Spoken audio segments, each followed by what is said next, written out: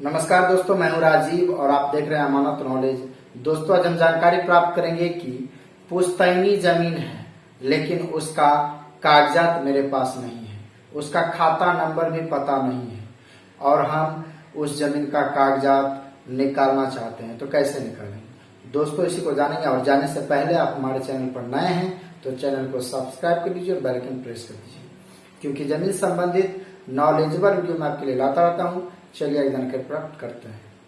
तो दोस्तों, यदि मेरा कोई पुश्तैनी जमीन है लेकिन उसका कागजात मेरे पास नहीं है, यहाँ तक कि ये भी पता नहीं है कि उसका खाता नंबर क्या है, और हम ऐसे जमीन का कागजात निकालना चाहते हैं, तो फिर क्या करेंगे दोस्तों? इस वीडियो को पूरा देखिएगा तब समझ पाइएगा, ठीक है?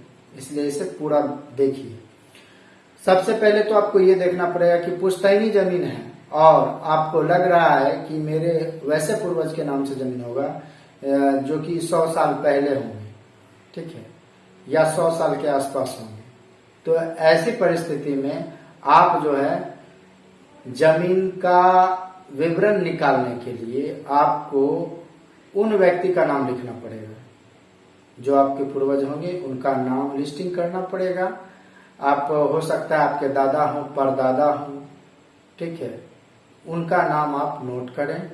साथ ही उनका जो है पेशर भी नोट करें, पेशर मतलब उनके पिता का नाम भी नोट करें, और उस मौजा का नाम लिखें जिस मौजा में वो जमीन आपको लगता है कि इस मौजा में है, उस मौजा का नाम लिखें, उसका थाना नंबर लिखें, अंचल, परगना, जिला, ये सब कुछ आपको लिखना है। इतना कम से कम जरूर लिखना है, ठीक है? और ये लिखकर आपको अपने जिला के समाहरणालय में जाना है, मतलब कलेक्ट्रेट में जाना है, जहां पर कि डीएम सर, एसपी सर बैठते हैं, उनका ऑफिस होता है, वहां पर जाना है। वहां पर एक ऑफिस होता है अभिलेखागार, उस अभिलेखागार में आप जाएंगे तो वहां पर वो विवरण पेश करेंगे। वहां जो कर्मचारी बैठे होंगे उन्हें आप ये विवरण पेश करेंगे, तो आप बोलेंगे कि इस मौजा का इस नाम से खतियान मुझे देखना है, ठीक है? तो वो आपको उपलब्ध होगा उस मौजा का, तो आपको जरूर बोलेंगे हाँ है इस मौजा का, आपको देखने के लिए देंगे। आप देख लेंगे तो उस नाम से ढूंढेंगे, उस विवरण के साथ ढूंढेंगे। खतियानी जमीन होगा तो निश्चित रूप से आपको मिल जाएगा, ठीक है?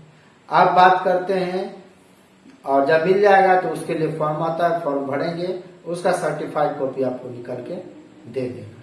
तो ये इस तरह से पेपर आपको मिल जाएगा। अब बात करते हैं कि केवालगी जमीन यदि होगा तो दोस्तों, इसमें तो ज्यादातर बातें यह है कि पुश्तैनी जमीन अधिकतर लोगों का खतियान ही रहता था, लेकिन यदि केवाला हो तो ऐसी परिस्थिति में उसी तरह का विवरण आपको लिखना पड़ेगा, ठीक है?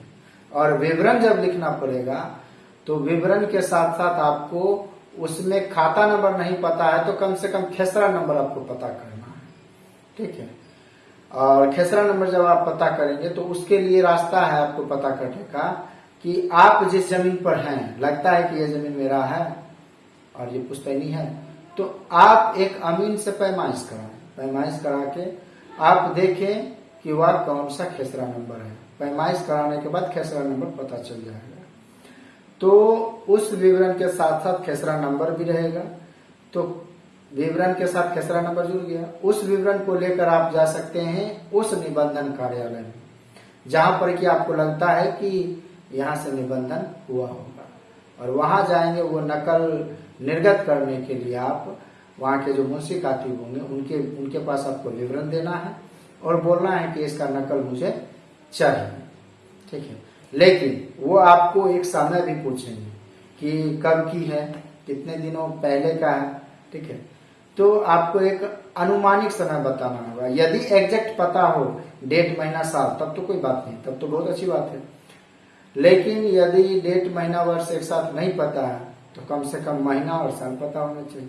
यदि महीना साल नहीं पता है तो साल पता होना चाहिए। साल भी नहीं पता है तो आपको एक अनुमानिक 1 वर्ष से 5 वर्ष, 1 वर्ष से 10 वर्ष, इस तरह का आपको अनुमानिक वर्ष बताना पड़ेगा, तब वो उस विवरण के साथ ढूंढ पाएंगे। और यदि उपलब्ध होगा, रजिस्ट्री हुई होगी जमीन, यानी कि खरीदे होंगे, तो जरूर मिल जाएगा। और जब मिल जाएगा तो उसका भी नकल निर्गत आप करवा सकते हैं, नकल आपको मिल जाएगा।